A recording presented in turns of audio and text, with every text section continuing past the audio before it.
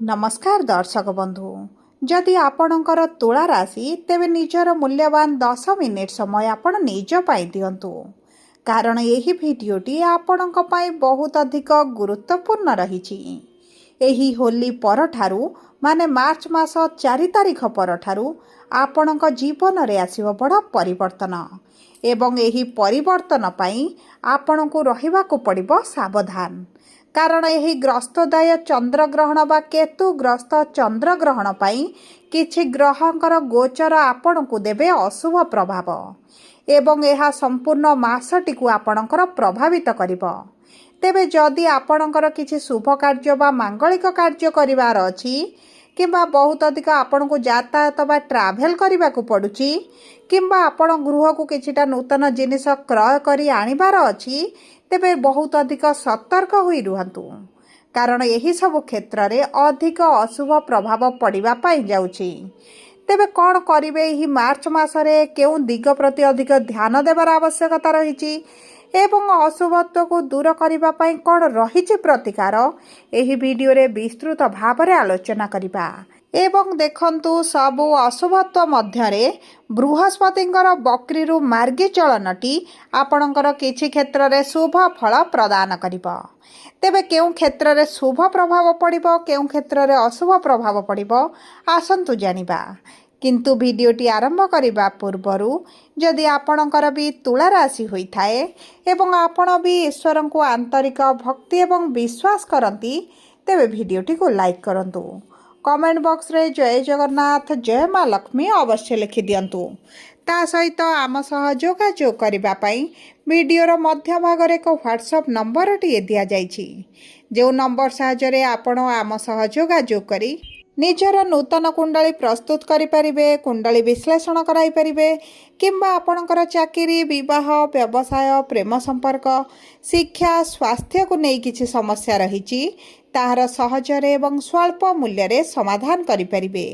सेतिपई आपण आम सह वीडियोर शेष पर्यंत जोड़ी होई रुहंतु एवं व्हाट्सएप नंबर माध्यम रे आम सह जोगाजोग करी खूब कम मूल्य रे आपणक समस्यार समाधान करंतु। एबे आसंतु कार्यक्रमटी को आग को बढ़ाइबा एवं जानिबा आपणकर तुला राशि हेले मध्य नक्षत्र अनुଯାयी क्यों क्षेत्र रे की प्रकार प्रभाव पड़िबा पई जाउछि।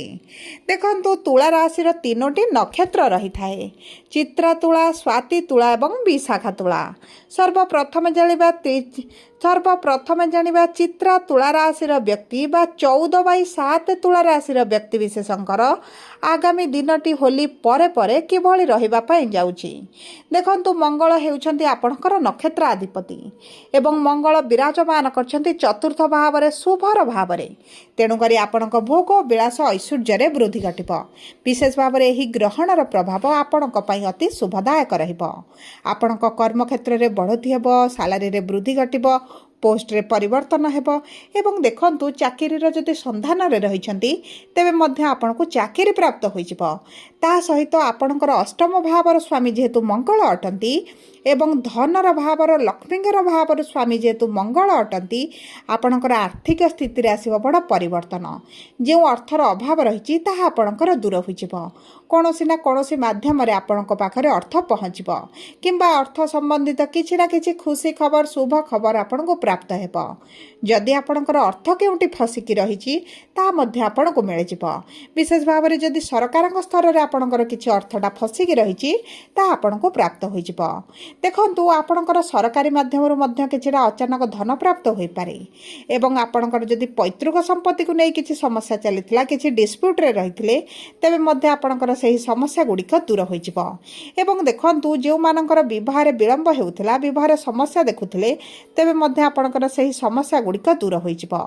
एही आगामी 2-3 मास मध्य रे आपणकर विवाह होई पारे किंबा आपणकर विवाह ठीक होई रही पारे। जदि भी आपण प्रेम संपर्क रे अछंती प्रेम विवाह करिबा पई चाहुचंती तेबे मध्य अति उत्तम रहिबो। देखंतु आपणक पई एही ग्रहणर प्रभाव एही होली परठारु आगामी 1 मास 2 मास पर्यंत अति उत्तम समय रहिबो। किंतु आपणकर स्वास्थ्य को जगिबे निज खाद्य पानीय उपरे दायित्व देबे। एबे आसंतु जानिबा स्वाति तुला बा 15/7 तुला राशि व्यक्तिविशेषकर एही होली परठारु आगामी दिन गुड़िक किभଳି रहिबो। देखंतु आपणकर नक्षत्राधिपति होउछन्ति राहु एवं राहु विराजमान करिसन्ति आपणकर पंचम भावरे, जो कारणरू आपणकर शिक्षा क्षेत्र में समस्या देखुं शिक्षा ठारू मन हटि जाउची एवं आपणकर शिक्षा क्षेत्र में परिश्रम अनुजाई आपणको फल प्राप्ति हेउनाही। तेबे आपणकर चिंतार कौनसी विषय नाही। आपणकर शिक्षा क्षेत्र में आसिबो बड़ परिवर्तन।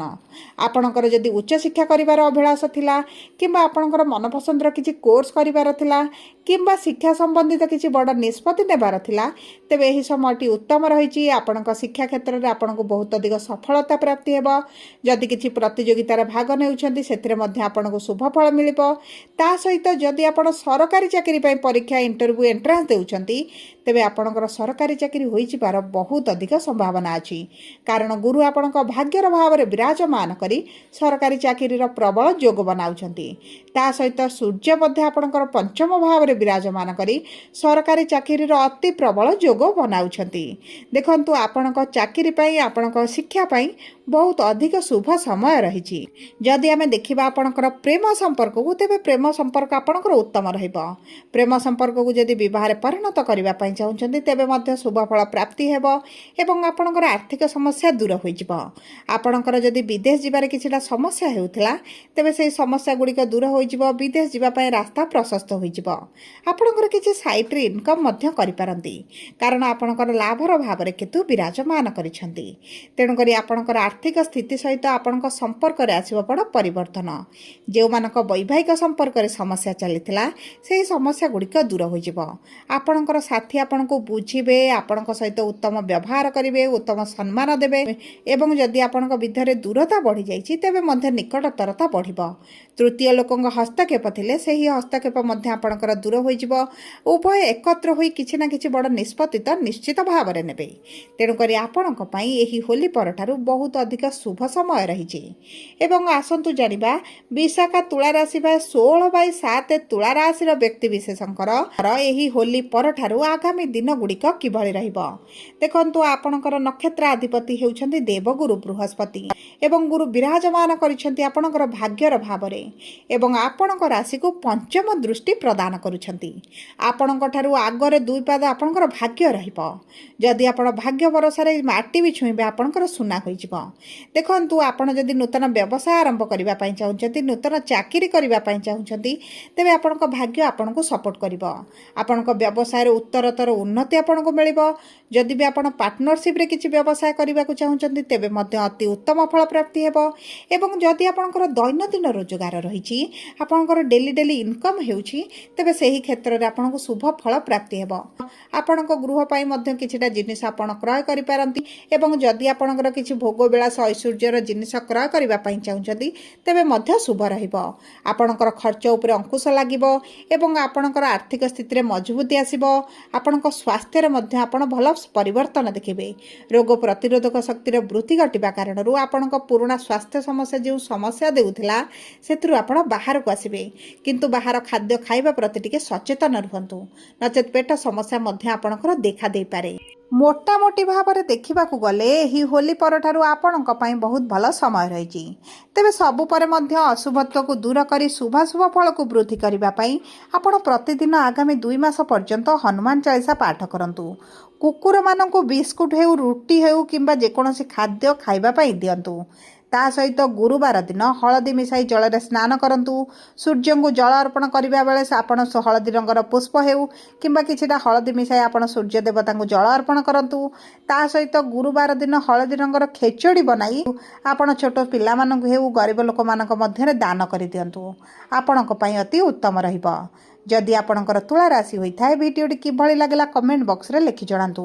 जदि प्रथम थर आम चैनल को आसिछन्ति चैनल टी को सब्सक्राइब कर।